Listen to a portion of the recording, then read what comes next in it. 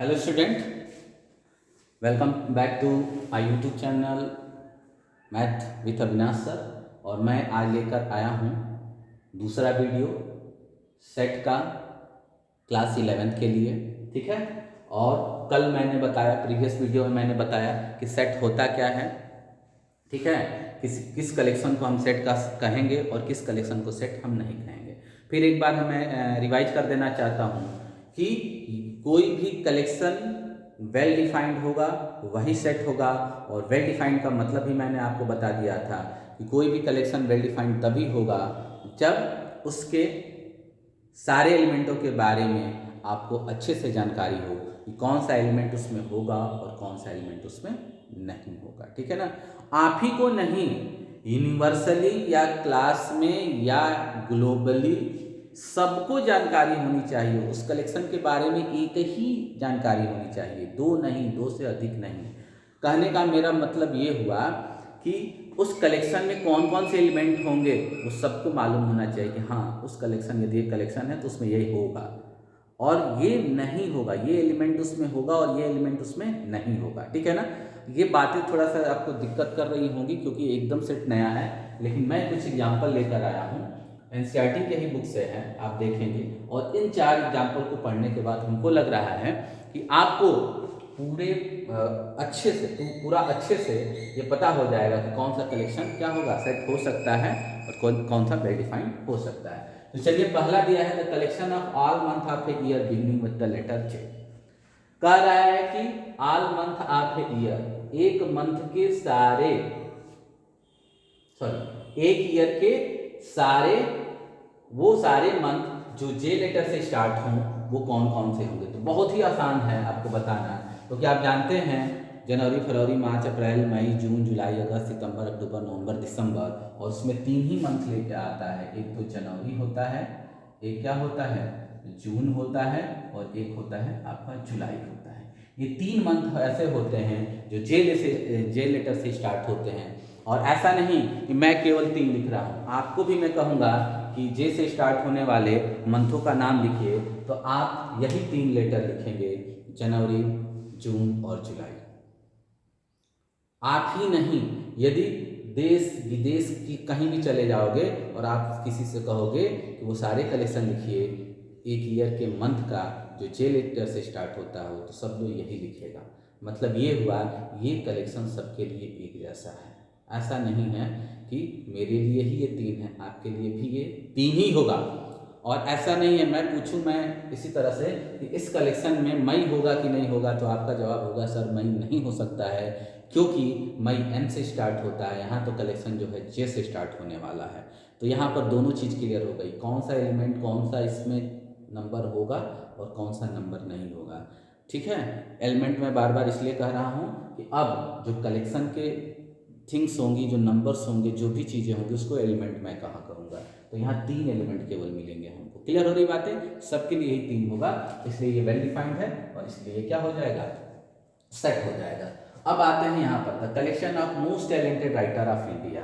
अब आपसे कह दिया जाए कि इंडिया में जो मोस्ट टैलेंटेड राइटर है उसका नाम लिख दीजिए, तो आपको बड़ी मुश्किल हो जाएगी, आपको कहना बहुत मुश्किल हो जाएगा इसमें कौन कौन सा नाम लिखा जाए, कौन कौन सा नाम नहीं लिखा जाए, कौन टैलेंटेड होगा, कौन टैलेंटेड नहीं होगा, क्योंकि सबको सबका देखने का नज़रिया अलग अलग होता है। और यदि मैं कहूँ कि मुझे तो कॉमेडी बहुत अच्छी पसंद आती है, तो मैं कॉमेडियन राइटरों को यहाँ पे लिस्ट में बना लूँगा, अपने कलेक्शन में सारे कॉमेडी राइटर को रख लूँगा। समझ में आ रही बात है, जो कॉमेडी लिखते हो, समझ में आ रही है।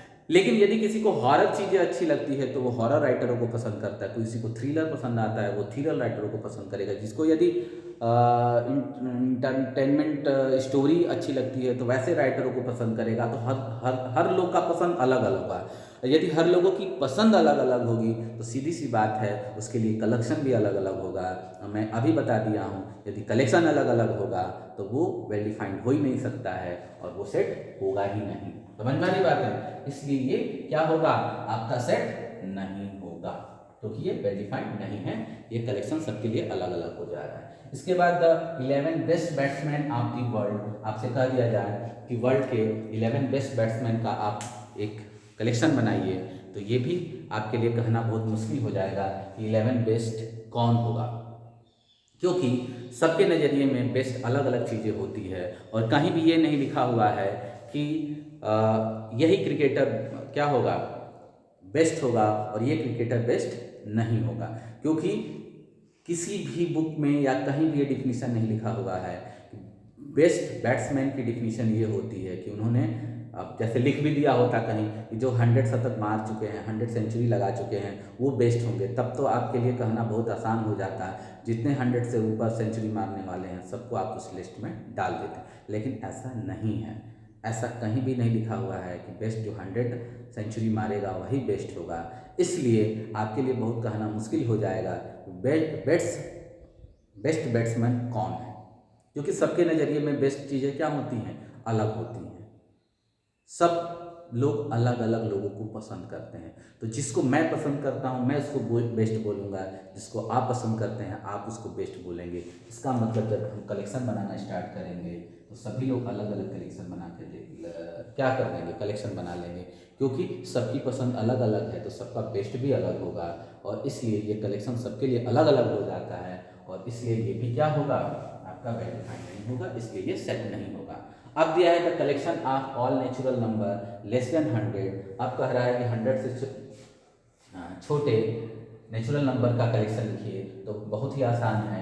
100 से छोटा नेचुरल नंबर और ऑल नेचुरल नंबर कह रहा है, तो 1 2 3 कहाँ तक चला जाएगा, ये 99 तक चला जाएगा। क्लियर हो रही बातें?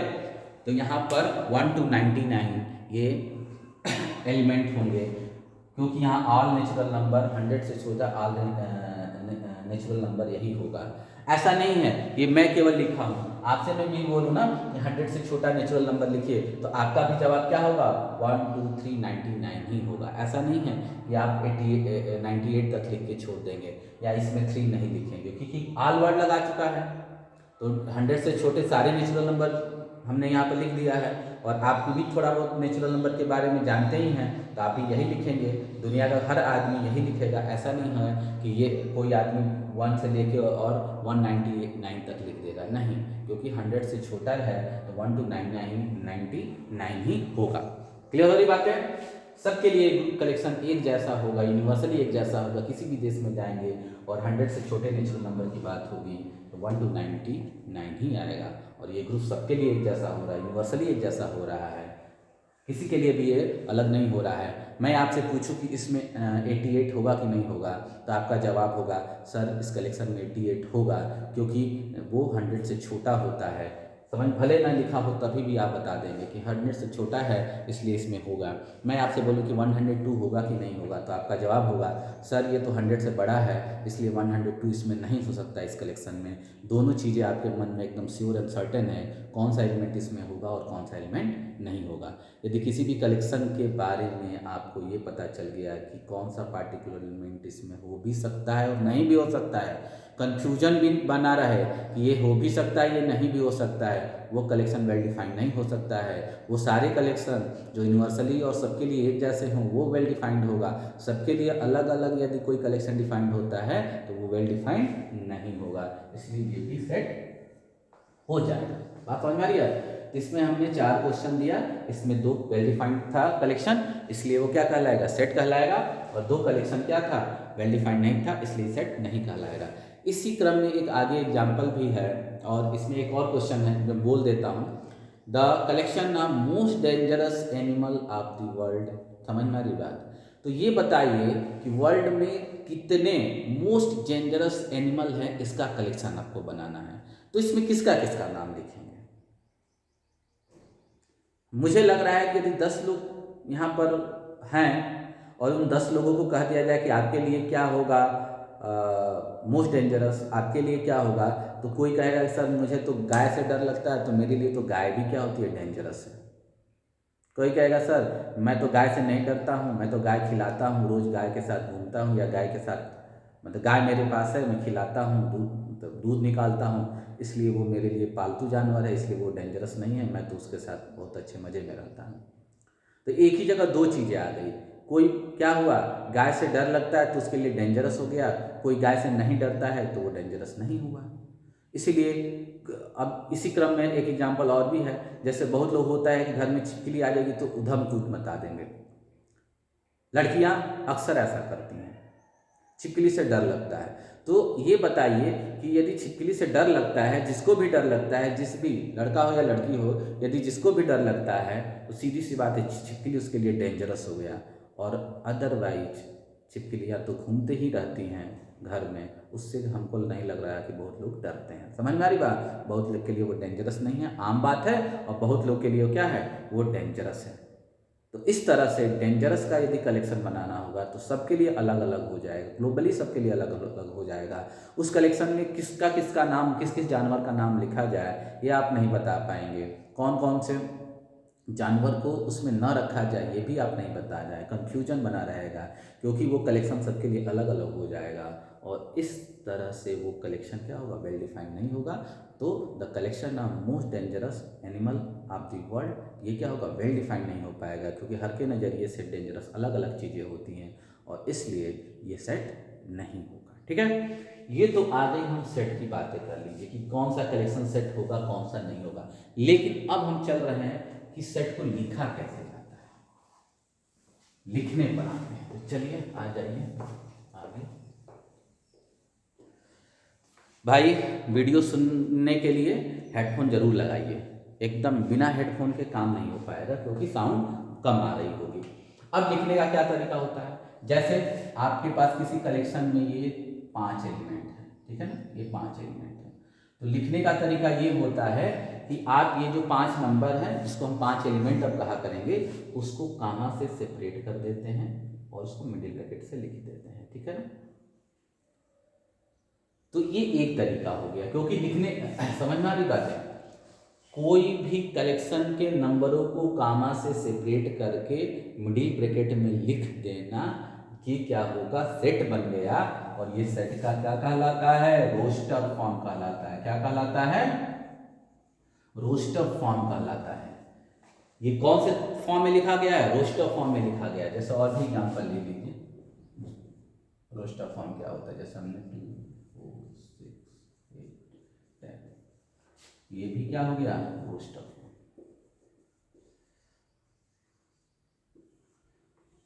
रोस्टर फॉर्म में क्या होता है, रोस्टर फॉर्म में सेट के या कलेक्शन के एलिमेंटों को कामा करके और मिडिल ब्रैकेट से क्लोज कर देते हैं, यही रोस्टर फॉर्म कहलाता है। और अब आते हैं सेट बिल्डर में। तो सेट बिल्डर, क्योंकि सेट को लिखने का 2 तरीका, 2 क्या है तरीका, एक तो है रोस्टर फॉर्म और दूसरा है आपका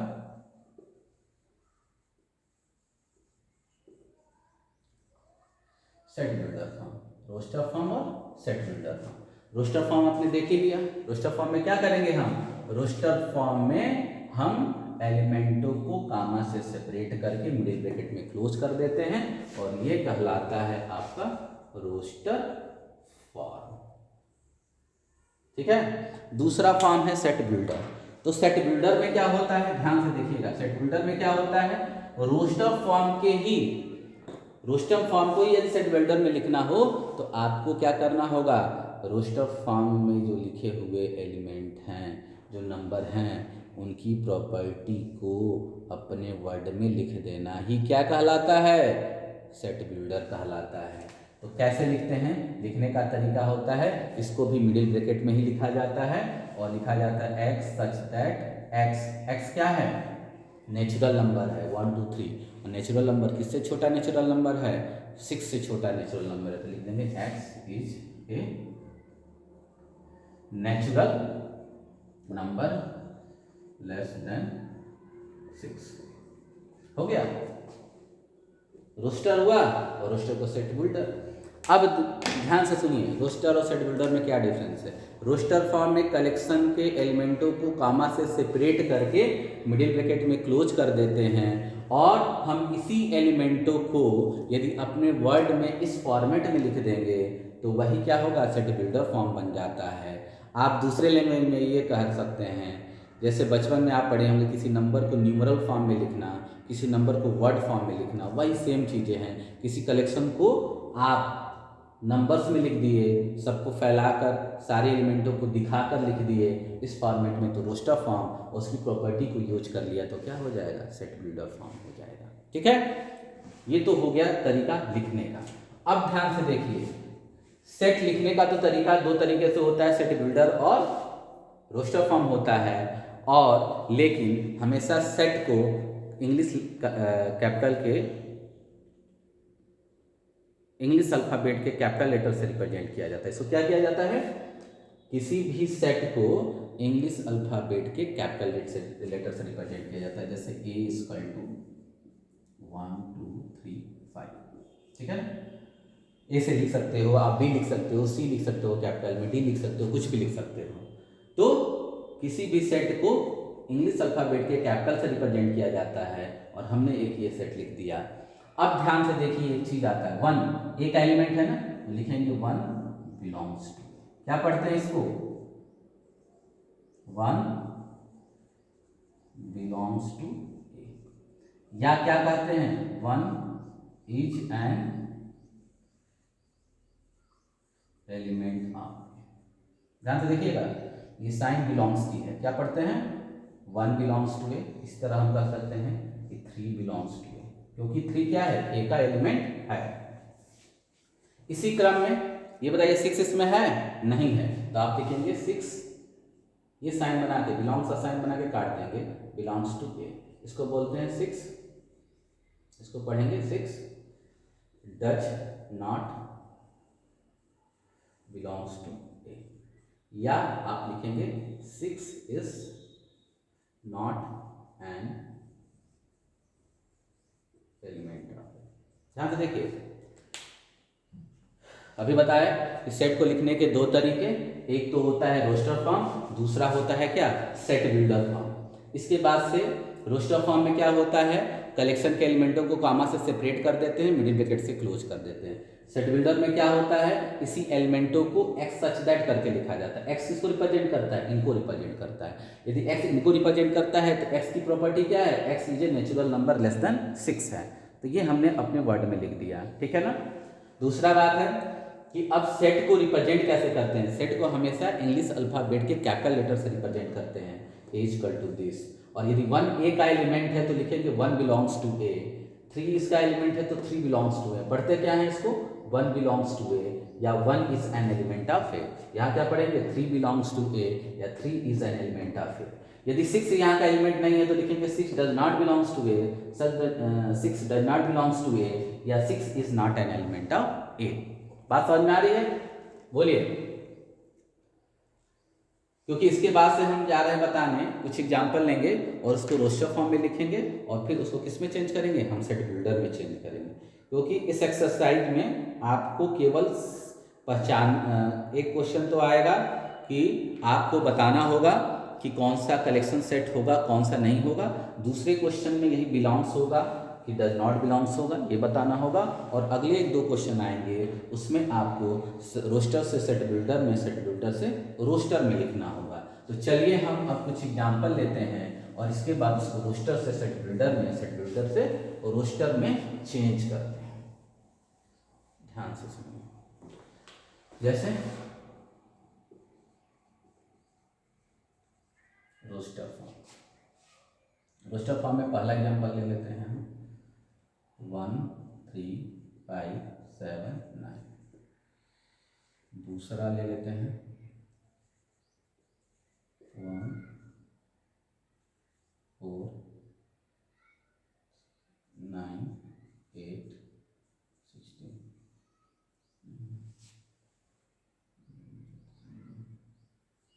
16 25, ठीक है।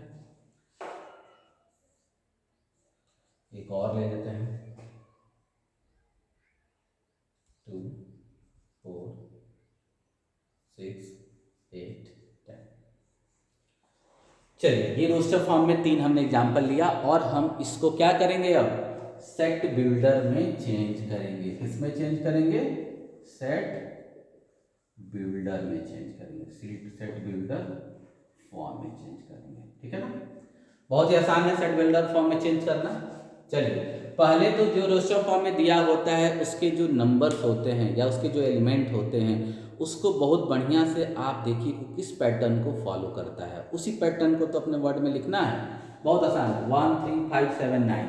यदि मैं पूछूं कि ये क्या है तो आपका एक पहला क्वेश्चन रहेगा कि सर ये तो ऑड दिख रहा है, सब ऑड दिख रहा है, और फिर ये भी दिख रहा है कि सर 1 से स्टार्ट है तो ये तो नेचुरल नंबर है, ऑड नेचुरल नंबर है। लेकिन ऑड नेचुरल नंबर लिखने से नहीं काम चलेगा, क्योंकि ऑड नेचुरल नंबर लिख देंगे तब तो वो आगे 11 भी ले लेगा, उसमें 13 भी ले लेगा। आपको लिखना होगा कि 10 से छोटे ऑड नेचुरल नंबर है तो इसका सेट बिल्डर होगा x सच दैट x को रिप्रेजेंट कर रहा है इनको तो, और ये कह रहा है कि x is an odd natural number less than 10। 10 से छोटे जो ऑड नेचुरल नंबर वो सारे हैं। अब यहीं पर आप यदि केवल नेचुरल नंबर तक लिख के छोड़ देंगे कि ऐसे इज ऑड नेचुरल नंबर, तो इतना ही नहीं होगा, वो क्या हो जाएगा, ये हो जाएगा 1 3 5 कहाँ तक एट सो 1 जहाँ तक आप लिख सकते हैं। ठीक है, तो ये याद रखिए कि जो सेट बिल्डर लिखेंगे उसका एग्जैक्ट मीनिंग यही निकलना चाहिए, ना उससे कम एलिमेंट होने चाहिए ना उससे अधिक एलिमेंट होने चाहिए। तो यहाँ लिखना पड़ेगा x is an odd natural number less than 10। ठीक है, दूसरे की पैटर्न को देख लेते हैं। तो दूसरा हम देख रहे हैं कि 1 का स्क्वायर है, 2 का स्क्वायर है, 3 का स्क्वायर है, 4 का स्क्वायर है और 5 का स्क्वायर है। हमने पैटर्न खोज लिया यहाँ पर भाई कि ये तो 1 2 3 4 5 1 से लेके 5 तक के स्क्वायर हैं, मतलब 1 to 5 नेचुरल नंबर के स्क्वायर हैं। तो यहाँ पर हम लिख सकते हैं कि x such that x equal to n square. n क्या है बोलो, n है 1 से लेके 5 तक, और n क्या है, n मतलब कौन सा नंबर है, नेचुरल है, इंटीजर है, क्या है, नेचुरल है। तो लिखेंगे n belongs to capital n। यहाँ पर जो कैपिटल n है वो क्या है, set of all natural number. ध्यान से देखिएगा, ये स्टैंडर्ड नोटेशन है, इसको हम बाद में बताएंगे आपको कि इंटीजर को कैसे रिप्रेजेंट करते हैं, नेचुरल नंबर को कैसे रिप्रेजेंट करते हैं, और होल नंबर को किससे रिप्रेजेंट किया जाता है, पॉजिटिव इंटीजर को कैसे, रियल को कैसे, सब बताया जाएगा। यहाँ पर बस याद रखिए कि ये जो कैपिटल एन रिप्रेजेंट कर रहा है वो कैपिटल एन है, set of all natural number. चूंकि स्मॉल एन कैपिटल एन में बिलोंग कर रहा है, मतलब स्मॉल एन नेचुरल नंबर है, स्मॉल एन की वैल्यू 1 to 5 होगी, 1 भी होगा 5 भी होगा, 1 और 5 के बीच में होगा, जितना सब होगा। अब n की वैल्यू 1 रखोगे तो 1 का स्क्वायर x की वैल्यू 1 आ जाएगी। यदि n की वैल्यू 2 लोगे तो 2 का स्क्वायर क्या आएगा, 4 आ जाएगा। n की वैल्यू 3 लोगे तो 3 का स्क्वायर कितना, 9 आ जाएगा। n की वैल्यू 4 लोगे तो 4 का स्क्वायर 16 आएगा। n की वैल्यू 5 लोगे तो 5 का स्क्वायर क्या होगा, 25 होगा। क्योंकि चूंकि n नेचुरल नंबर है और 1 to 5 है तो n की वैल्यू क्या होगी यहाँ पर 1 2 3 4 5, यही होगा। और जब n की वैल्यू 1 रखोगे तो स्क्वायर करोगे तो x की वैल्यू क्या आ जाएगी, 1 यहाँ पर रख देंगे। बात समझ में आ रहा है, n की वैल्यू 2 रखोगे तो 2 स्क्वायर 4 यहाँ रख देंगे। तो हम देख रहे हैं कि इस रोस्टर फॉर्म का ये सेट बिल्डर हो गया। बहुत ही आसान तरीका था, बहुत ही आसान तरीका था। ठीक है ना, चलिए अगला का पैटर्न देखते हैं। अगला क्या है भाई, अगला है आपका 2 into 1 2 into 2 2 into 3 2 into 4 2 into 5, यही है ना, मतलब 2 का मल्टीपल है और कहाँ से 1 से लेके 5 तक है। बहुत ही आसान है, बहुत ही आसान है। 2 का multiple x such that x क्या है, 2 का मल्टीपल, 2 का मल्टीपल। n क्या है यहाँ पर, नेचुरल नंबर है, कहाँ से कहाँ तक, 1 से लेके 5 तक है। तो यहाँ पर फिर लिख देंगे,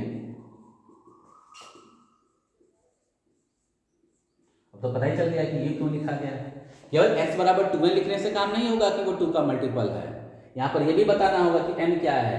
तो n तो 1 to 5 में है, लेकिन n नेचुरल नंबर है तो यहाँ लिखना पड़ेगा कि n small n belongs to capital N। ठीक है ना, अब यहाँ से यदि नेचुरल नंबर 1 लोगे और 1 रखोगे तो ये आएगा, 2 लोगे तो 4 आ जाएगा, 3 रखोगे तो 6 आएगा, 4 रखोगे तो 8 आएगा, यहाँ से 5 रखोगे तो 10 आ जाएगा। दोनों चीजें आपको ये भी दिया जा सकता था ये लिखने के लिए, या ये दिया है तो ये लिख रहे हैं। अब देखो इससे ये कैसे कन्वर्ट होगा। अब देखो दिया x इज ए ऑड क्या है, an odd natural number less than 10, 10 से छोटा नेचुरल नंबर, तो बहुत ही आसान है, 10 से छोटा वो भी ऑड नेचुरल नंबर, तो क्या होगा 97531 ही तो होगा, लिख देंगे रोस्टर। रोस्टर में क्या लिखने का है, जब एलिमेंट मालूम हो गया तो एलिमेंट को कामा से सेपरेट करो, मिडिल ब्रैकेट से क्लोज करो। फिर यहाँ पर क्या है, यहाँ पर लिखा हुआ है एन की वैल्यू 1 to 5 है, एन तो नेचुरल नंबर है, तो 1 to 5 में नेचुरल नंबर क्या होगा 1 2 3 4 5, और x की वैल्यू एन स्क्वायर से आएगा, तो 1 रखोगे तो 1 स्क्वायर 1 आ जाएगा, 2 रखोगे तो 2 स्क्वायर 4 आ जाएगा, 3 रखोगे तो 3 स्क्वायर 9 आ जाएगा, 4 रखोगे तो 4 स्क्वायर 16 आएगा, एन की वैल्यू 5 रखोगे तो 5 स्क्वायर कितना आ जाएगा 25 आ जाएगा। इसी तरह यहाँ पर दिख रहा है कि x तो 2 का मल्टीपल है, लेकिन n क्या है यहाँ पर 1 to 5 में है, n क्या है नेचुरल नंबर है, तो n की वैल्यू क्या होगी, यहाँ पर n की वैल्यू 1 2 3 4 5 होगी, और जैसे ही n की वैल्यू वहाँ रखोगे तो 2 आ जाएगा, n की वैल्यू 2 रखोगे तो 4 आ जाएगा, n की वैल्यू 3 रखोगे तो 6 आ जाएगा, n की वैल्यू 4 रखोगे तो 8 आएगा, n की वैल्यू 5 रखोगे तो 10 आ जाएगा। बोलिए, तो ये तो बात आपको क्लियर हो गई कि कैसे रोस्टर से सेट बिल्डर से रोस्टर आप लिख लेंगे। ये बताइए क्लियर हो रहा है, आप अच्छे से पढ़िए इसको, ठीक है ना, बहुत आराम से देखिए। अब मैं आपको बता दे रहा हूं, चलिए आगे इसको स्क्रीनशॉट ले लिया लीजिए, ठीक ना, अभी वीडियो स्क्रीनशॉट ले लीजिए प्रीवियस करके। अब आगे चल क्या,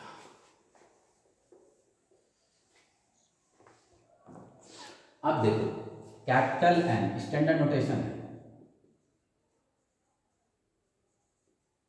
standard notation,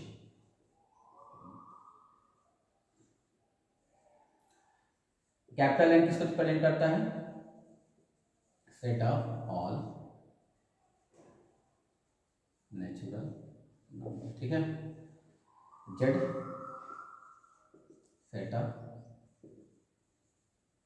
integers, Q set of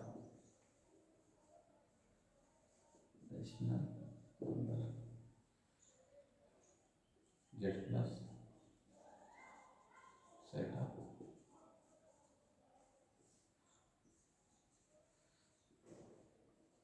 positive integers, ठीक है, R set of real number, W